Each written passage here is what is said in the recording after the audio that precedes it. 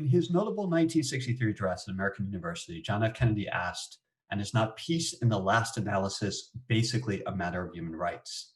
Kennedy's question highlights that addressing human rights involves responding to complaints about injustice, but also taking steps to ensure understanding. After all, isn't it better if we take measures to preempt human rights violations before they occur?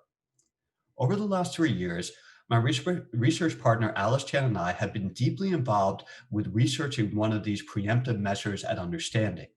The Georgia 3R programs, which has now been implemented in 4 school districts in the state of Georgia, is intended to prepare administrators and teachers to help their students understand each other's religious backgrounds and encourage respect for religious freedom.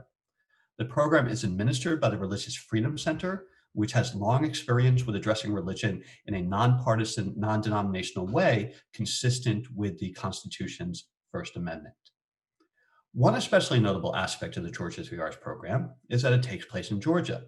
This is not the most obvious place for an initiative promoting religious liberty. In fact, it's probably one of the least likely places in the United States. Georgia, of course, lies in the Bible Belt of the Southeast, a region known for evangelical Christianity and a not infrequent historical hostility towards outsiders and religious diversity. One teacher in a rural Georgia county told us, "If I were to get a Muslim student who prays 5 times a day, I'd have to teach that student, but you have to remember we're right in the middle of southern Georgia and there might be some backlash." At the same time, the 1965 Immigration Act has introduced a good deal of religious diversity into Georgia for the first time in its history. Relatively recent Latino and Asian immigrants are particularly numerous in Atlanta and its adjacent suburban counties. One of these suburban counties is home to the second largest Hindu temple outside of India. So, what did we find about an initiative to promote religious understanding in an area of the United States at the crossroads of religious diversity? The initiative received approval from a wide range of Georgians. Enthusiastic supporters of 3Rs included teachers whose religious identity and political beliefs could not have been more different.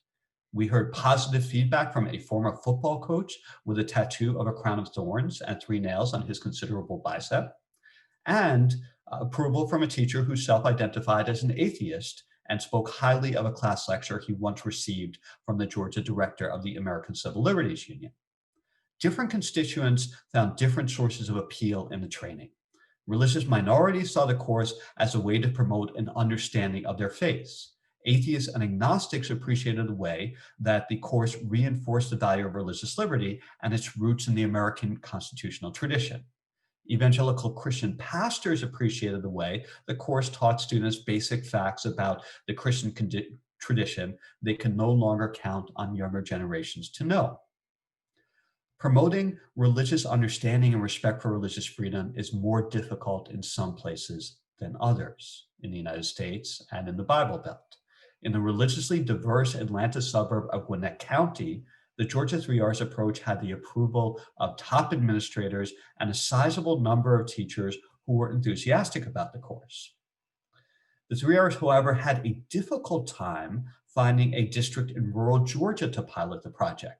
And when they did find one, that district did a minimal amount of implementation before concluding that the course was simply not highly relevant for their religiously homogeneous community. The course's strong relevance was also in question for majority African American school districts, of which there are many in the state of Georgia. Over a quarter of Georgia public school districts are majority African American, and an additional 1/3 of districts, African Americans are the largest ethnic and racial group.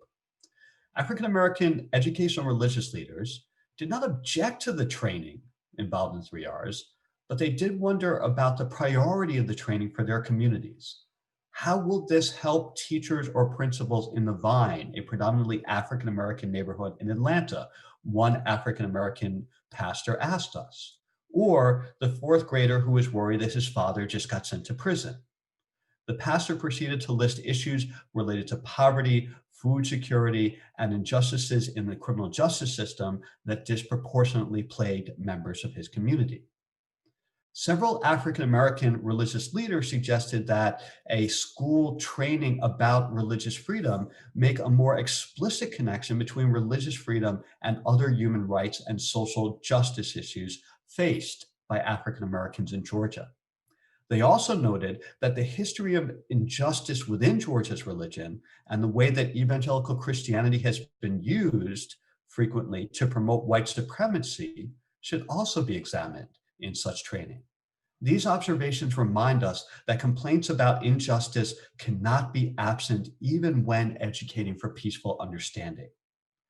More generally, the comments by African American leaders emphasize how important it is to include stakeholders in Georgia's different communities and in other communities when you have initiatives intended to promote religious freedom in public schools. Promoting religious understanding to preempt the divisions of tomorrow is crucial, as a quote from Kennedy that I gave at the beginning of this presentation suggests. But Martin Luther King Jr. reminded us that there can be no true peace without justice. It is only by hearing from the past and present victims of injustice that schools can achieve the balance of promoting peace and justice that Dr. King challenged us to do. Thank you.